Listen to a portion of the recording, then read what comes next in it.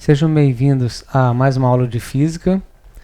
Dando continuidade à matéria passada, na matéria anterior nós vimos a parte da conservação da energia mecânica, a parte de trabalho e a sua relação com a energia cinética. Beleza? Agora, dando continuidade nessa parte 2, também da conservação da energia, nós iremos ver trabalho, né? Potência, rendimento e conservação da energia mecânica. Então nós vamos ver apenas potência e rendimento nessa parte, que é o professor Clifford. E mais uma vez, sejam bem-vindos e obrigado por assistirem ao vídeo. Então, na maioria dos casos práticos, não basta dizer apenas que certo dispositivo ou aparelho é capaz de cumprir determinada função. Às vezes é mais importante definir em quanto tempo ele executa essa função. É a partir daí que a gente vai começar a fazer a abordagem da potência e rendimento. Vamos pegar como exemplo o caso de um guindaste. Vamos supor que ele ergue uma viga de 1 tonelada a uma altura de 10 metros, por exemplo. Uma pergunta importante que deve ser feita nesse problema é em quanto tempo o guindaste consegue erguer essa viga. Do ponto de vista geral, a potência de um sistema consiste na rapidez com que ele realiza as suas atribuições. A potência é tanto maior quanto menor for o intervalo de tempo utilizado na execução de uma mesma tarefa. Dependendo do sistema em estudo, a potência recebe especificações diferentes, né? Ou seja, nomes diferentes. Por exemplo, potência, nós temos várias denominações de potência. Temos potência elétrica de geradores, potência térmica dos aquecedores e a potência mecânica, né? Quando estudamos a viabilidade de uma cachoeira, por exemplo, para a instalação de um sistema de conversão de energia, né? Para a geração de energia hidrelétrica. Vamos considerar agora um sistema mecânico S1 que durante o intervalo de tempo ΔT ele transfere para um sistema mecânico S2 uma quantidade de energia ΔE. Nesse caso pode ser, por exemplo, esse é um exemplo pode ser um reservatório de água quente transferindo calor para outro reservatório de água fria, né? Ou então vou dar um exemplo assim, uma usina hidrelétrica, por exemplo, gerando energia elétrica e distribuindo para a rede. Ou pode ser também um motor de um carro transferindo movimento para as rodas do carro. Nesse processo, define-se potência média como sendo o quociente da energia transferida, ΔE, pelo intervalo de tempo ΔT, em que essa transferência ocorreu. Essa energia transferida equivale a um trabalho.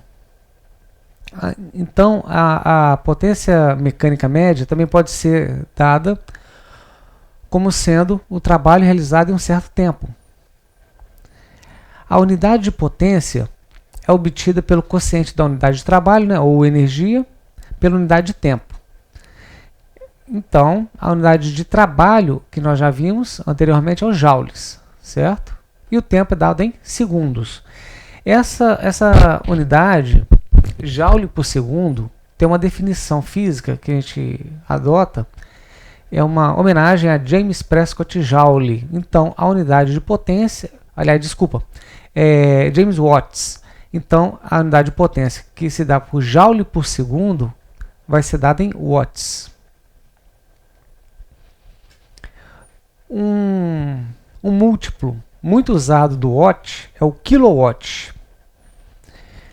1 kW equivale a 10 elevado a 3 watts. É como se fosse assim, 1 quilômetro. 1 quilômetro são 1000 metros, 10 elevado a 3 metros. 1 quilograma é 10 elevado a 3 gramas, ou seja, 1000 gramas. E 1 kW é uma unidade de potência, um múltiplo, que a gente utiliza muito.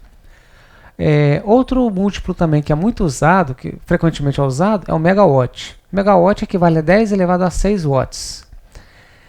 Embora não pertençam ao Sistema Internacional de Unidades, esses aqui pertencem ao Sistema Internacional de Unidades, mas existem algumas unidades que não pertencem ao Sistema Internacional, que também são muito empregadas. como um exemplo que a gente utiliza muito no dia a dia, né? Por exemplo, o cavalo vapor, o CV. O cavalo vapor é aproximadamente 735,5 watts. Ou HP, né? Ou horsepower, que equivale aproximadamente a 745,7 watts. Nesse quadro aí, eu estou fornecendo os valores aproximados das potências máximas disponibilizadas por 4 tipos de veículos automotores. Um carro popular, um carro de padrão médio, né, e um carro esportivo e um carro de Fórmula 1. Então pode ver que aí existe uma diferença das potências desses motores.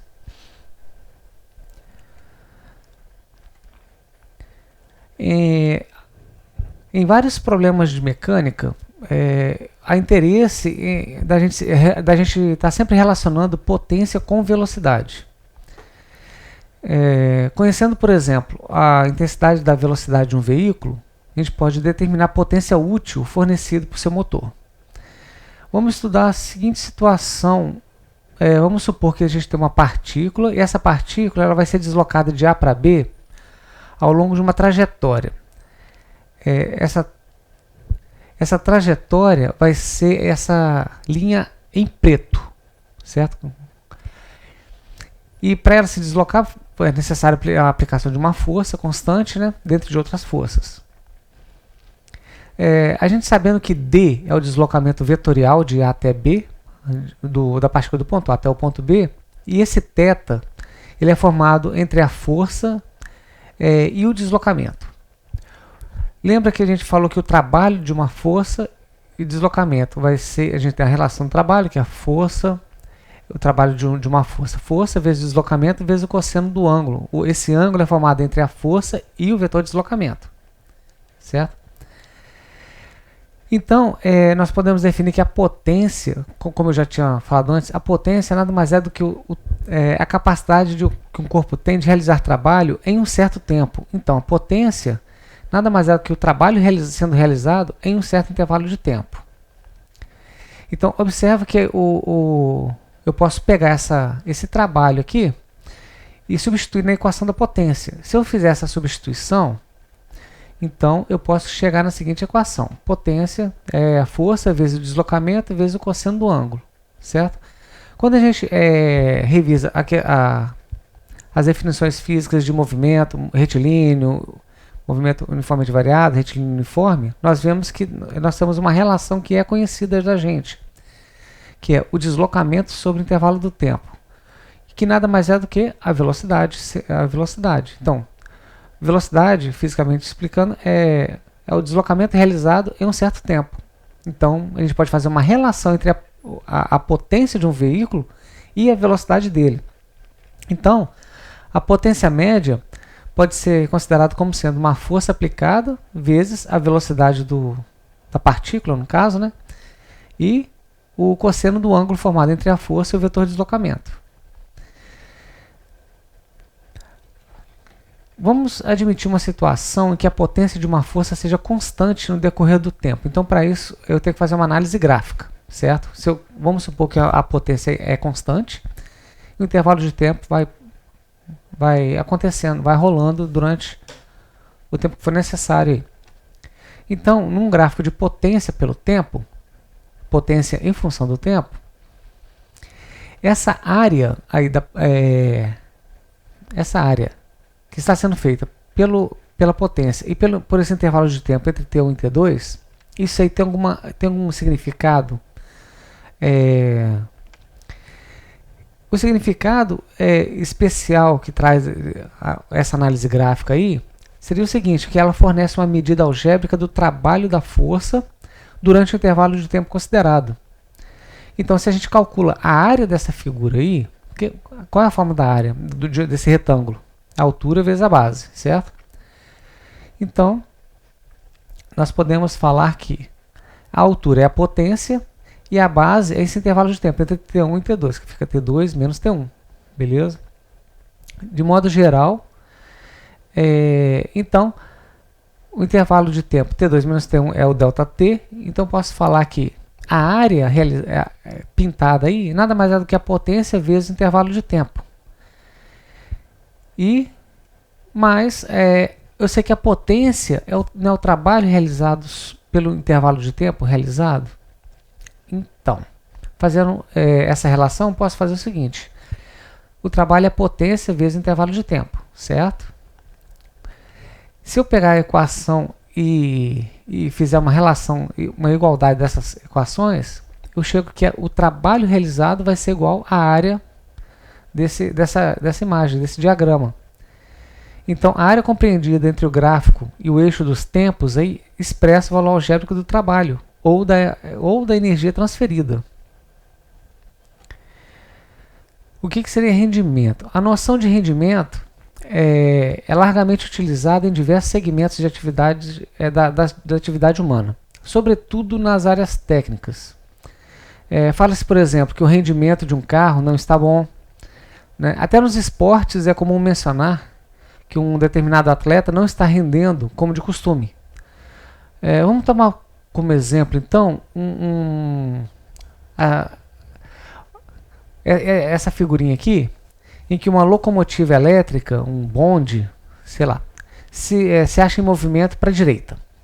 Tá certo? Vamos supor que ele está se movimentando para a direita. Suponhamos que ele receba da rede uma potência R, né? Será que toda esse pote R seria a potência recebida pelo bonde, no caso? Será que toda potência recebida por esse bonde ele vai realmente ser utilizado no movimento? É claro que não, né? Uma parte dela vai ser dissipada por causa dos efeitos de atrito, né? Aquecimento das polias, das juntas, né? Vai ter ruído, né? E a resistência do ar. Então, a potência total que vai ser absorvida por esse bonde aí não vai ser totalmente convertida em uma potência real. Então, o que seria o rendimento? O rendimento da locomotiva, por sua vez, pode ser calculado pelo quociente da potência útil pela potência recebida. Então, a potência que o bonde realmente vai receber vai ser a potência recebida menos a potência dissipada. Então, se ele dissipou uma certa parte da energia dele, então a potência utilizada vai ser esse fator. E o rendimento? O rendimento nada mais é do que a potência útil sobre essa potência que está sendo recebida. O rendimento ele é adimensional, ou seja, não tem unidade, por ser definido pelo quociente de duas grandezas medidas na mesma unidade. Então, por exemplo, vamos supor, se você tem a potência em watts dividido por watts, watts dividido por watt é igual a 1. Então, é uma grandeza adimensional. É como se você dividisse quilograma por quilograma. Quilograma dividido por quilograma vai dar 1, ou seja, é uma grandeza adimensional. Um rendimento de um sistema físico real é sempre inferior a 1 ou a 100%, tá? Em razão das dissipações sempre existentes. A potência útil sempre vai ser menor do que a recebida, tá? Então, por exemplo, se eu pegar a equação aqui do rendimento, potência utilizada sobre a potência real. A potência utilizada é a potência recebida menos a potência dissipada sobre a potência real. Fazendo um cálculo algébrico, então o rendimento vai ser 1 menos potência dissipada sobre potência real. Isso aí quer dizer o quê? É o seguinte, quando você tem uma máquina, um motor ou um carro, ele nunca vai conseguir transformar completamente toda a energia em movimento. Então, por exemplo, vamos supor que ele está recebendo aí uma potência de 50 watts. Esses 50 watts, o rendimento do carro nunca será igual a 50 watts, a mesma potência que ele está recebendo, porque uma parte dessa potência está sendo dissipada em outras formas de energia. Entendeu? Então o rendimento dele nunca vai ser 100%. É por isso que uma máquina nunca vai conseguir gerar a sua própria energia para poder realizar trabalho. Ok? Vamos pegar aqui como alguns exemplos para ver como é que a gente faz. Por exemplo, exemplo 1. O rendimento de determinada máquina é de 80%. Então já sei que 80%. Sabendo que ela recebe uma potência de 10 kW, calcule a potência útil oferecida e a potência dissipada. Então vamos lá. O rendimento da máquina, ele pode ser expresso pela equação que a gente acabou de ver. O rendimento é a potência útil sobre a potência recebida, certo? Então, o rendimento eu sei que é de 80%. 80% equivale a 0,8. É 80 dividido por 100. E a potência recebida é de 10 kW. Então, a partir daí dá para calcular a potência utilizada. A potência útil, né? Então, a potência útil vai ser quem? É o rendimento vezes a potência recebida. Só fazer um cálculo algébricozinho tranquilo.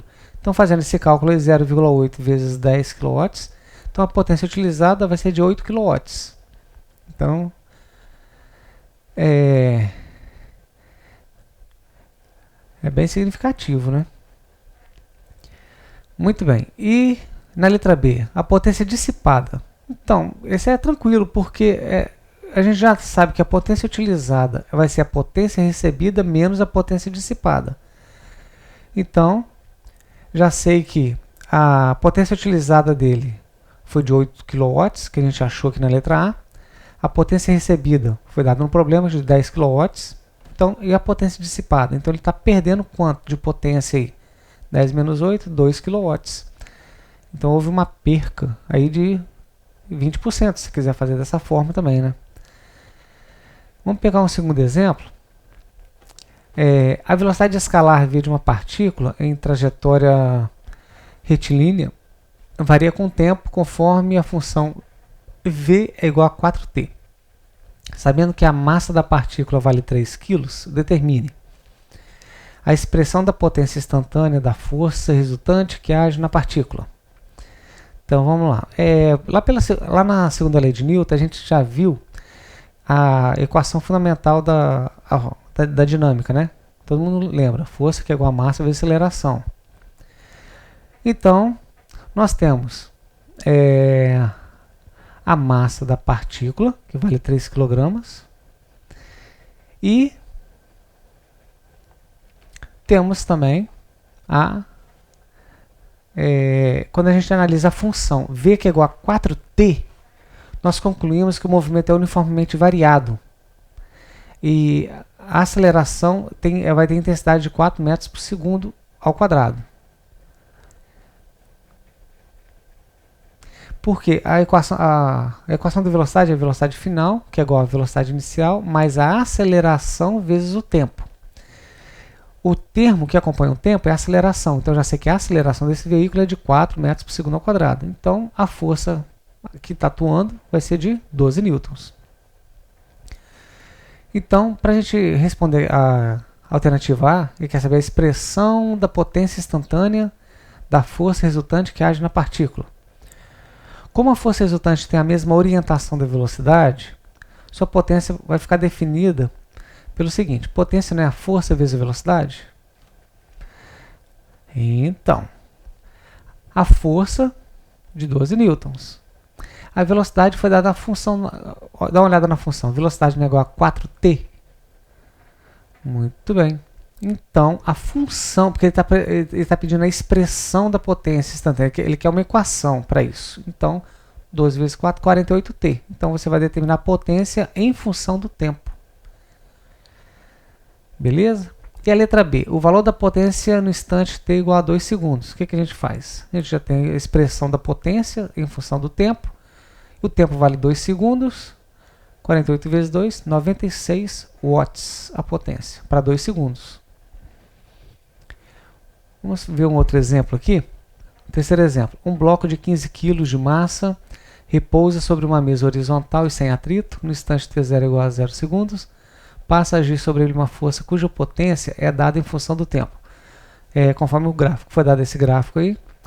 Desprezando os efeitos duais, supondo que a força referida seja paralela à mesa. Então, interessante. Então, a força está sendo aplicada, será paralela ao deslocamento. Então, mesma direção.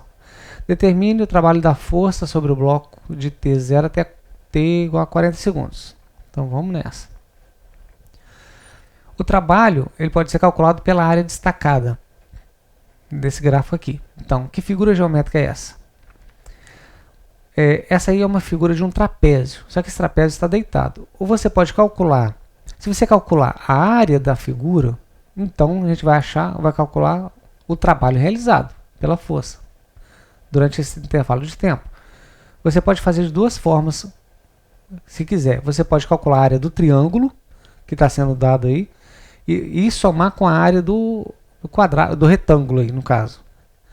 Ou calcula pela fórmula da área do trapézio. Qual a área do trapézio? Então o trabalho vai ser igual à área do trapézio. Base maior mais base menor vezes a altura sobre 2. A base maior vai de 0 a 40, base menor de 20 a 40. De 20 a 40 dá o quê? Dá 20. A altura de 100 watts, que é a potência, dividido por 2. Então nós temos aí a área do trapézio, que o trabalho é realizado, fazendo um cálculozinho simples aí e rápido, 3 vezes 10 elevado a 3 joules.